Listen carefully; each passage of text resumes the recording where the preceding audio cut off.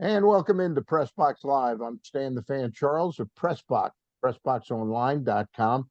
With me is Gary Stein. Good to see your face in the place, Mr. Stein.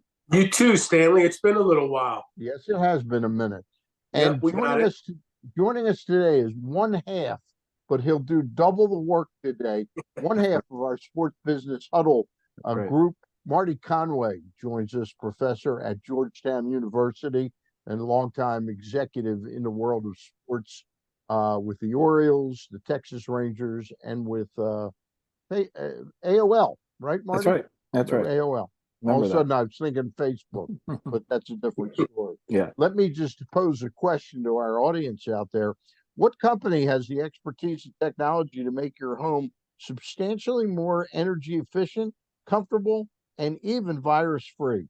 That would be AJ Michaels Heating and Air Conditioning in Baltimore and Annapolis at ajmichaels.com. And we're also brought to you by our friends at Superbook Sports. Superbook Sports, one of the most trusted names in Vegas, now wants you to sign up with them in the state of Maryland, and you can get a special first bet bonus of $250 if you use promo code StanCharles23 or Glenn Clark 23. That offer is still outstanding for you if you want to sign up for Superbook Sports now. Visit superbook.com for terms and conditions. Gambling problem? Call 1-800-GAMBLER. And gentlemen, I wanted to bring you our foursome together. Unfortunately, Andy Dolich, who's a grandfather, has grandfather duties tonight, so we'll have to soldier on without him in our black shirts. All right.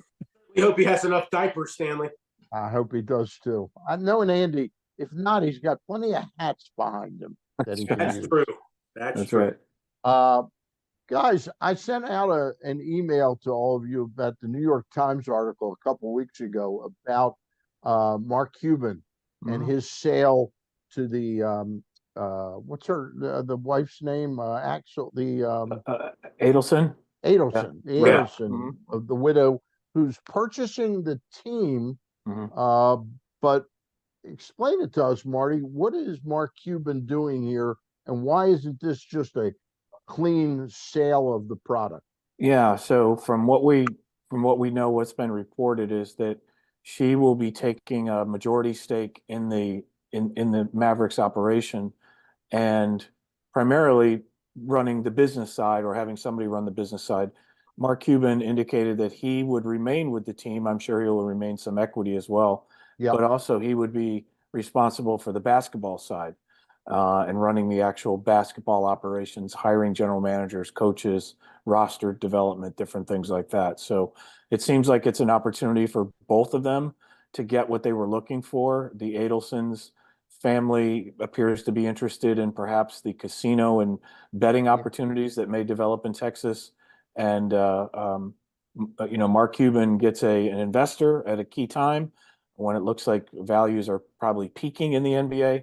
And then also he gets to remain with a hand in the game. So if it does come to pass the way it's been reported, that looks like what the setup would be. And so this is yet another example, and now we see it happening in Virginia with Ted Leoncis's moving of the Wizards and Capitals to a center type of format down in Virginia. This Mark Cuban deal is sort of like along those lines, only really tremendously big with a casino involved and all that. Yeah, I think the understanding now that regional sports networks have started to really come and go from the standpoint of what kind of equity and revenues they drive, the next phase appears to be having the franchise or the facility be at the center of some sort of development. It's almost like building a theme park and putting the big roller coaster in the back, right? Having everything else you have to walk past to get to the big roller coaster. That seems to be the idea. I don't think it's necessarily new. I said this the other day. Doesn't necessarily new to the sports industry, but now it's very much flourishing. People are pointing to Atlanta, St. Louis, Philadelphia, other places like that that have development aspects to it, so that those owners and their partners can achieve some sort of equity piece or some sort of slice from traffic that's around it. It's almost like being Google and you're being a website. if you're going to drive traffic to that website, if you're Google, you want to get rewarded for driving that traffic. And so I think that's what the current ownership groups are really looking to do. Gary, let me take one more with Marty and then you'll get a couple. All right. Fair Yep. enough. This is what John Angelos was attempting to do here in Baltimore, but the model in Baltimore didn't really fit exactly what he was looking for. Is that correct? Yeah, I think, look, I just call this out that when we moved, I was with the team when we moved from Memorial Stadium to Oriole Park, there was more than just conversations. There was actual plans and other things drawn up to have economic opportunities around that. For example, in the warehouse, there was more than one discussion about a hotel. Several rooms of a hotel was looked at seriously. Turned out not to be viable in that space based on the building. Camden Station, as we know, was something that was talked about and has had a museum for a period of time. So there have been opportunities there, but I think it was just sort of limited based on the way the facility was built. I've always thought that the parking lot A was a perfect place for future development, and maybe some point it will be. But there's a lot of issues related to the lease. But that's really what John and the team was really talking about, which are gathering these assets that have value beyond just the dollars and cents you get from 80 some home games and maybe playoff games. And I just wanted to throw one thing in. Back when Camden Yards opened, Harbor Place was close by and a very thriving entity that is sort of would have been the perfect place if it was closer to the ballpark. Yes, that's right. Gary. Yep. So Marty, so let's pick that up for a minute. You talk about Atlanta and St. Louis. Yep. Situations where a ballpark is kind of the center of it, and then a lot of work, play, and all that transpires around it. Why did it work there, and why didn't it work here in Baltimore, at least for now? Yeah, it's a combination. And I also left out that when I left Baltimore, went to Texas, and we were building a new baseball stadium there, that was part of the complex. There was an amphitheater in the plan. There was little league ballparks as a part of it. And I would just call your attention to the fact that the spot that would have been an amphitheater is now AT&T Stadium for the Cowboys. So it did come to pass. So, why does it work and why does it not? Look, it's a combination of the relationships, the partnerships. You really need to have active real estate developers as a part of that. The Cordish family right here in Maryland has been a part of St. Louis. They've been a part of Philadelphia Live. I'm not familiar with who the Battery partner is, but that's what you need is you need a full-fledged real estate development company that can drive, apartment use, leasing, and then retail on the bottom level and different things like that have a lot of experience with that. And then also, I just think the footprint itself, Oriole Park, has kind of crammed in there, if you will. It was nice when it was built, and it was built for that reason to fit the contours of the roads around it. But they built a hotel in center field that probably could have been something along the lines of a developer like that. So, just different circumstances that happen, I think, are some of the reasons why it hasn't grown the way that some of the other places may have, like we've mentioned in St. Louis and Atlanta, for example. And so the next question is, Marty, in St. Louis and Atlanta, is there a similar setup? In other words, is there an equivalent to a stadium authority in those towns like there is here in Baltimore that has a relationship with the team? Or what are the relationships in those towns?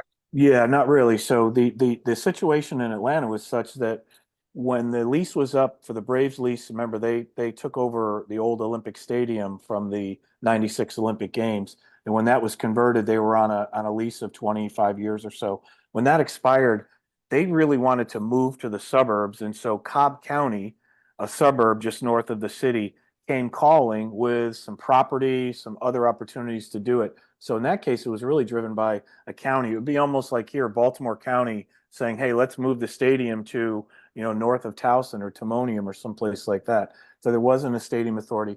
I don't think there's also one in St. Louis. St. Louis is different. It's called Cardinal Village, and it's really built around what, the current Busch Stadium is a part of it. So different circumstances, but just a different vision for when the ballparks were built and ultimately developed. And so in Baltimore, you're sort of talking about sort of retrofitting it, right? Which can be done, but it's not as if you could draw it up like they did in Atlanta or St. Louis and know from day one this is what they want to be able to do. So let me ask one more real quick. So do you think that the Orioles could have pulled it off the way that they were proposing it? Or is it better now that it's going to be talked about and a plan will be formulated and it'll be kicked on down the road for a few years? Yeah, I think that's probably better. Again, given the circumstances, again, you have a lease circumstance in Baltimore that includes both the Ravens and the Orioles, right? There's provisions in their respective leases that say that what you do for one, you need to do for the other. So, for example, for Ravens games, they got to have a certain amount of parking spaces the stadium authority has to provide. So if they were to take something that was parking for the Ravens and turn it into development for Orioles games, well, we got to find that parking someplace else to do it. So there's a lot of moving pieces that need to be congruent here to work together. So I think it probably is actually the prudent thing is to take some time, put a master plan, develop, bring in other sources, outside developers, whoever it is, and come up with a way that you can look at Camden Street on the north down to Lee Street and figure out what you really have there beyond the warehouse and some of the other smaller parking areas. So it really comes down to that issue of what you do here, you've got to counter and make up for, on the other side of the Camden Yards complex. So I think it can be worked out, but it will take some time and some negotiation, I suspect. Marty, does it have to be for John to get what his vision is and what his sort of revenue model sort of requires to make the Orioles more viable? Does it have to be on the exact campus? I thought, going back to our interview, Gary, about 4 or 5 months ago with Craig Thompson, I thought all along the idea was to do something along the Utah Street corridor into the ballpark and sort of just past the Hippodrome and make that the area that is more vibrant and alive 81 dates a year. Yeah, I think what you're talking about there is, so the stadium authority managing that footprint, what I call the apron around the stadium, that's their property, their responsibility to the state. Once you start to get north of Utah Street, now you're talking about the city of Baltimore, right? And so that would be another party that you would have to bring in and get some agreement. Yes, I believe that closing off those areas and turning those into spaces, retail and other areas, that's key. But again, you also need to think about apartments and condos as a part of it. The revenue mix needs to really work where you can have sustainable revenue, say from leasing, and then also retail. Retail can come and go, as we know, as we talked about briefly about the situation in Washington with Ted Leonsis.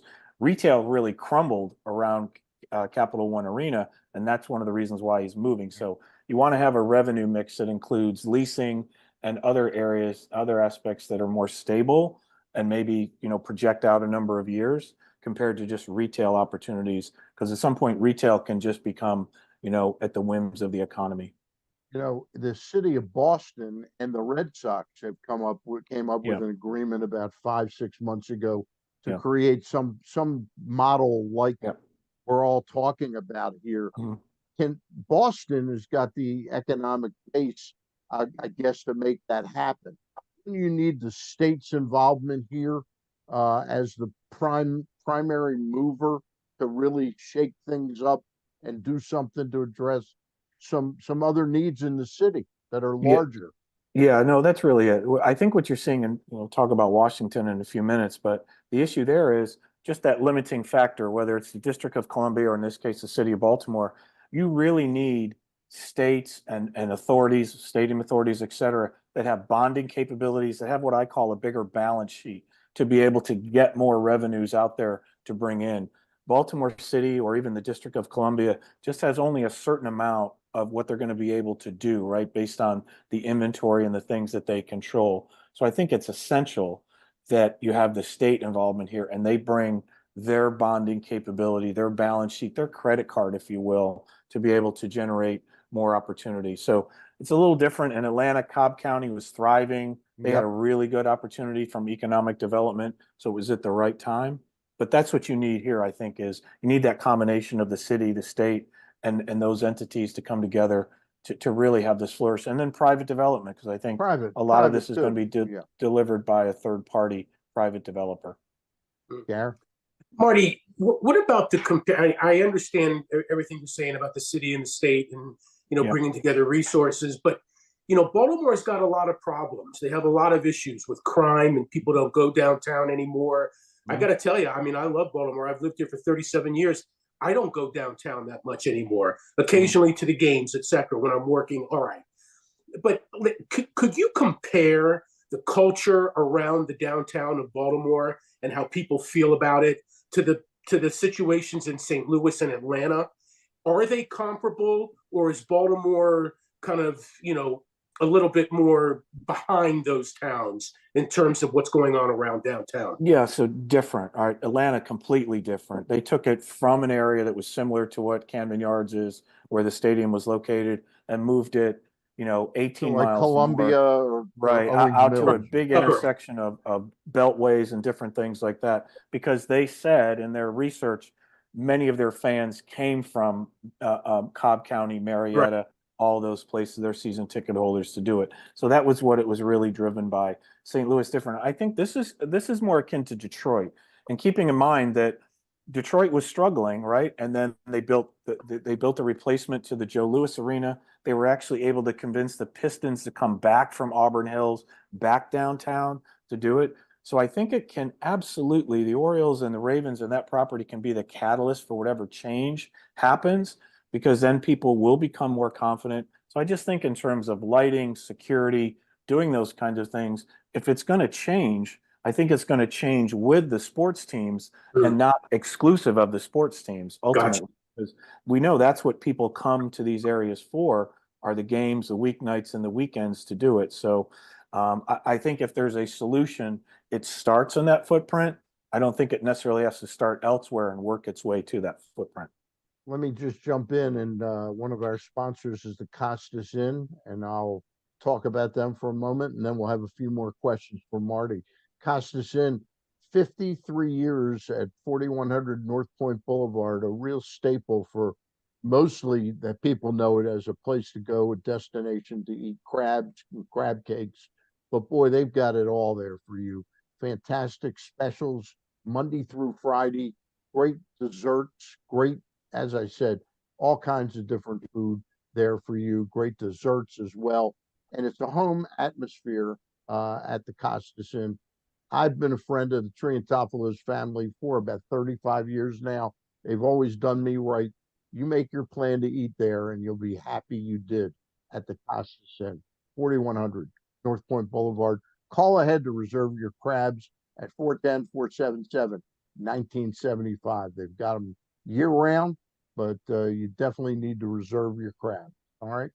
Getting back to our discussion, and guys, I was wondering, especially Marty, were you able, and Gary, were you guys able to read the two pieces that Tom Kelso wrote, who was the outgoing director of the Stadium Authority? You wrote two op-eds, one for the Banner and one for Maryland Matters.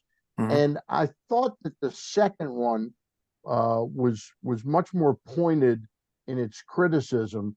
And I was wondering what you thought of those, Marty. I think, I read them both, and I would agree with your assessment on the second one, even compared to the first one. Look, I think it's just a matter of perspectives, right? Changing administrations means a lot of change in the state. And look, the Ravens made a decision to go ahead and conclude their deal prior to Larry Hogan leaving office. John Angelos and the Orioles felt differently, and they chose a different path.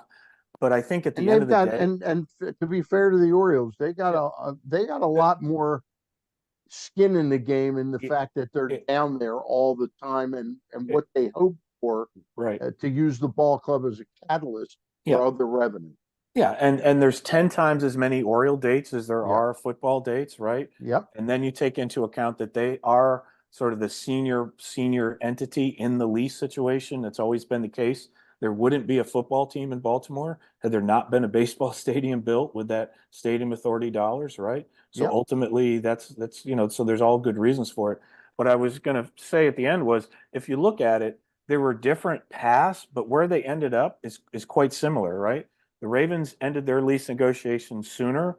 They were able to get into their $600 million access money. They've already started to produce and plan and show what their renovations are. The Orioles are just, a year or two behind that. Maybe Yep. it's even less than that. So I think they both ended up at the same place. It was a little messier and different in the Orioles case, I think, observantly, but that's the nature of relationships, politics, and administrations. And I think that's just the way it played out. But I don't think people would be unsatisfied with where the Orioles ended up, say, compared to where the Ravens ended up. It's just different ways to go about the same circumstance. Tom Kelso's first piece was very critical of the state for sort of imploding the exact way that the stadium authority's responsibilities lie. Yeah. Did the new lease that they actually did sign, Yep. does that contemplate those sorts of changes where the Orioles are going to be responsible for the operations of the stadium? So in the first part of the lease, if it's the first 5 years or how long that is, Yeah. it remains the same. And he makes Okay. a great point. If you go to either facility, right, Oriole Park, Camden Yards, or M&T Bank Stadium, you see the quality that after 25 years, the quality of those two facilities, because the money that's been put in and the work that the state has done to do that. Go to Capital One Arena. It's only 25 years old. They need to leave. If you look at Atlanta, 25 years, they wanted a new stadium. Texas, 25 years, a new stadium. It's remarkable, I think, the condition that both stadiums, particularly Oriole Park, because it gets so much more use, is in. And so I think he's right from that standpoint, that model. And I think what he was concerned about was flipping that with the team taking over responsibility for maintenance. What would become of these facilities? And if you think about Dan Snyder's what happened at FedEx Field, that's exactly what happened, where the team was responsible and the maintenance suffered and things just didn't turn out. So I think he was right in that regard. But as I understand, my reading of the lease is it remains the same right now, but that could flip at some point when If the development rights Orioles end change up or other more, part. yeah, Yeah. more involved in some other Exactly. venues down Yep. there. Marty, I was surprised the other day. I looked at the Sun online and I read an article in the sports section that the Orioles and the Nationals have agreed on an amount to be exchanged between the two teams, what their cut is of the cable TV revenue for the 5-year period just ended in 21.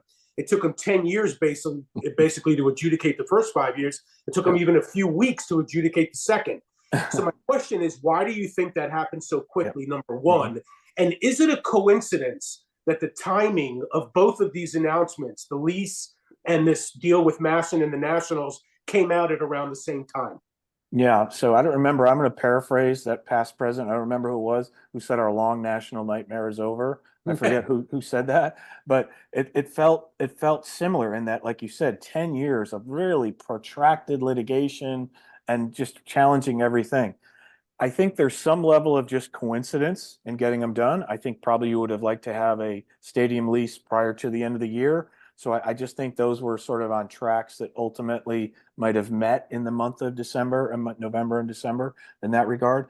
But it's essential because what I believe is if you can clean up these issues, right? You can clean up the litigation that was going on with your major rights holder and your TV property, which is one of your major sources of revenue, and clean up your lease situation, which is your probably biggest deal in terms of opportunities to generate revenue. If those are clean, now you have a sense of what the organization is really worth because you know what the assets are and you know what the liabilities are. And if anybody is looking at the team for any reason, which is full ownership, part ownership, invested capital, whatever it is, you now have those pictures, those lenses much more clear because they were anything but that for the prior couple of years. There was a lot of issues with the team stay here, et cetera. Would they sign a lease? And then the Masson issue, which was major amounts of money. Those liabilities are going to have to be paid by somebody at some time. And now I think we have a better understanding, at least of how much. The next question is, when do those get paid, over what period of time, and who owns? It's like having a deferred contract for Chris Davis. How much are we going to be paying him 5 or 10 years down the road? That's what you want to know. So, Marty, that leads me to my next question, and the fact that the Orioles they were talking, or David Rubenstein was interested in buying the team. That kind of leaked out a couple of weeks ago, a few weeks ago. News doesn't happen in a vacuum. There's always something behind everything. Like, what do you make of the timing of all of that stuff happening? That was to me like a wildflower on the interstate. There was nothing previous. David Rubenstein had said something 6 years ago. Hey, right, to do it. So I always think of information that comes up in whether it's the Banner or the Sun or wherever. Who wants that there, right? Because anything doesn't come to them unless there's a specific reason. Somebody clearly wanted to float an idea, whether it's David Rubenstein or somebody else, to be a part of it. I don't think there was literally anything to it. I use that phrase of a wildflower in the interstate in that regard, because there was nothing that followed up. There was nothing that corroborated or collaborated with that issue. That doesn't mean that I don't think that there are people looking at the Orioles from an investment or ownership standpoint. I think it's only prudent, if you own a franchise, that you know what the franchise is worth and who might be interested in it. Again, whether it's for limited partnerships or full ownership. So I just think it's an indication that there's more smoke there from time to time. And I know John Angelos and others have tried to put some of those fires out, but people are going to continually talk. Now, I think may also suggest is there was disappointment in the Nationals front, because David Rubenstein was mentioned many times as an investor with the Nationals. And apparently the Nationals are either no longer for sale or there's a disagreement within the family as to whether they should be sold now or not. So maybe this was a shot over the bow of the Nationals situation to say, hey, if you're not interested in selling, there's another sale up the road where my money would go. And so, I think there's some things about that story that we'll learn, like peeling back the onion, months from now. Question about that onion. We learned about 4 or 5 days after the initial story broke that John and David Rubenstein happened to be at a lunch together. It wasn't like a private lunch. But I'm wondering seriously if John really wants to control the Orioles beyond his dad's passing. And as I understand it, I've talked to a number of business people, makes no sense for them to sell the team while Peter's alive. Right. I'm just wondering, would it be prudent for John to be looking for somebody that might be interested in, he could honestly say, I'm not trying to buy the Orioles, but he could be trying to bring that person in to take a piece of the Orioles. Would that be a prudent thing to do? Yeah, so there's a couple things about it, right? So in the ownership, as we know from the reporting, the ownership structure of the team, the Angelos family owns 70%, and these limited partners own 30%. So number one is, if you're a limited partner, you want to know what your exit is, right? And so you want to create more value and maybe find investors to take those limited shares off of the market, right? So at some point, these people need to be liquid for their investment. So that's number one. So you're constantly looking for people there if possible. And then, can I just interject one thing, Marty, not to get off track? But at one time, when Peter first bought the ball club, the Angelos family owned about 45% of the team. But Peter set the deal up that he would always have control. Right? Yes, that's right. That's right. And so, just as Ted Leonsis has done, you have limited partners. You tend to have to bring in new money to allow liquidation for those limited partners to move on. So sometimes there's a piece there. If you own 70% of something and you have control, but you could still have control at 51%, would you be interested in selling that 28, 29%? Maybe, right? Yeah. Or using that percentage as a way to establish the valuation for the team so that when there is a sale, you can say, here's who it's going to be. They've already agreed. They're a limited partner. The best way to get your sale approved in Major League Baseball or the NFL or whatever is to have owners that are already vetted, right? Which is to say they're limited partners in Baltimore. They're maybe a limited partner in St. Louis, for example. There's people in Baltimore who own a piece of the Cardinals. So there's a lot of rationale for bringing in investment, because ultimately, if you want to build this team for the long run and you've got to invest long-term agreements, you're going to need some ownership equity and capital to put into the team for reasons of upgrading and roster management and other things to do. And I think without the checkbook that Peter Angelos had brought at different times, now that that doesn't exist, right? I think we know that doesn't exist. Marty, I'm trying to work in my head some of these figures and timing, and here's what I'm thinking. Okay, it like Stan said, it doesn't make sense for John to sell the team or the Angelos family to sell the team while Peter is still alive, right? And certainly we don't wish ill on that. But at the same time, the value of the team, I would think, would be even higher if an agreement was in place that allowed the Orioles to develop the area. Yes. Right? Yes. And there's a clause in the lease, if I'm not mistaken, that gives the team and the Maryland Stadium Authority basically about 4 years till 2027 to continue to negotiate that. Okay. So if in 4 years there's a potential for the team to be worth a hell of a lot more than it is now, if you're John Angelos, how do you kind of figure that out?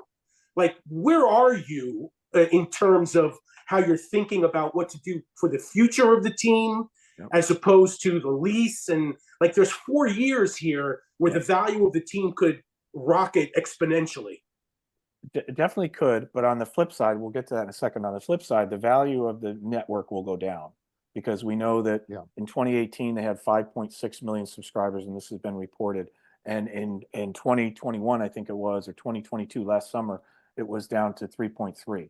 So that continues to slide back. So the value of the network is going to continue to shrink over time. But you're right, the value of the team itself should ascend, and to have an open development rights, right? Not saying this is going to be here, but there's the potential of what can be done, excuse me, should increase theoretically the value of the team, as well as one of the things that was a part of that Masson deal was this tribunal agreed that the terms of that the rights of the team in 2021, I think it was, would be worth, the TV rights would be worth almost $70 million each team. That seems crazy considering how much cable is dropping. But what we know is the value of those rights continue to grow. The value of the team continues to grow. So while it was a bit of a setback for the team financially, from the standpoint of the valuation of the team, I think it's continually up and to the right. So it's a challenge to say, do I want to engage in the development now, or do I want to keep that option open so that the value of the team with the lease, with all the other things that go with it, could actually be perceived to be higher? So it's really just a question of what happens in the family over the next few years, Peter's health, whatever continues there. But you're right, you guys have talked around the issue, which is if they sell now while Peter's alive, they would incur a really big tax bill that if they wait until he passes, that step-up basis they'd be eligible for would save them probably hundreds of millions in tax altogether. Hey, Marty, we'd be remiss on a sports business discussion not to mention the new contract that Shohei Ohtani got last week for a record $700 million over 10 years. Is this a one-off, though, because he's such a unique player? You know what, Stan? It's a great question. I don't think so, but I'll say this even before we answer the question. What about those people over the last, and we know them, all three of us here know people who've said publicly and privately, oh, baseball's dying. It's an old crowd. It's too old. It's whatever. How's that feel for people who say the highest paid athlete in sports in the world, just in the U.S., in the world, is a baseball player in the United States? What does that tell you about the health of the game and the future of the game? So that's number one. Look, I think we're going to see an infusion. We continue to see the global impact in every sport. Basketball was the lead on getting almost 1/3 of all the players are born outside the United States. I think that's where we're headed with Major League Baseball, particularly with Asian players. If you watch the Ohtani special on ESPN, from the age of 7, he wanted to play Major League Baseball, right? He grew up in a small town in Japan, but wanted to play Major League Baseball. And I think those are people out there today, all around the world, in Asia and Venezuela and every place else, who want to play here. And I think that's just going to continue to drive those numbers higher. He's a one-off, right? He's a dual player. So maybe it's not 700 million, but I could see the next Bryce Harper, whoever that is, probably at $500 or $600 million in their next major contract. All right. Sounds good. Go Marty, ahead, Gary. One more question. Yeah, let me ask you one more on that. Comparing baseball to football for a minute. the NFL is playing games internationally in a variety of different countries now. They were in Germany, they were in England. Of course, they played in Mexico. They're going to play in Brazil next year. Should baseball have a similar idea? As you say, like internationally, in Japan, of course, it's very popular. But should baseball be looking, or are they looking at a similar idea to export the game to a multitude of countries? They've already done it. They've already done it. They did it at different times. Remember, we've opened the season for baseball in Australia and Japan. I think next year they're going to Korea as a part of it. Look, for the NFL, they're going to continue to have games outside the United States. I don't think they're going to have a team. I think ultimately with this 17, 18 game schedule now, teams will play every other year. Whoever has the 9-game home season will play one of their games internationally. I think so. The Ravens will play internationally every other year. To baseball, I think that's ultimately what is happening, which is I think next year they're going to start the season in Korea. You've got Japan. Look at the World Baseball Classic and how much it's grown over that time. I think baseball is more likely to have an international home team, whether it's in Mexico City or someplace like that. So I think baseball is more likely to land a franchise in an adjacent international city to the United States. But that really is part of it. To start the year, mid-season, end of the year, to play in these jurisdictions, because baseball's even bigger outside the United States than it is inside. All right. Good. Marty, we thank you for doing double duty tonight. Sure. I don't have as many hats as Andy. You didn't have as many hats as Andy. If I want to stick with you guys, next time we do this, I'm going to be bald too, because I don't think it makes sense for one guy to have hair and two guys not. I don't know what you think about But we got to stick with the black shirts. Exactly. Definitely. Exactly. Really enjoyed it. Marty, happy holidays to you and your family. Same Gary, you and your family. And for all of you folks that have tuned in, we wish you a very happy holiday. We'll take the week off next week and then be back. And we'll try and get Andy Dolich sometime in January to join us. Okay. That's it for now. Thank you for tuning in. Bye. Take care, y'all.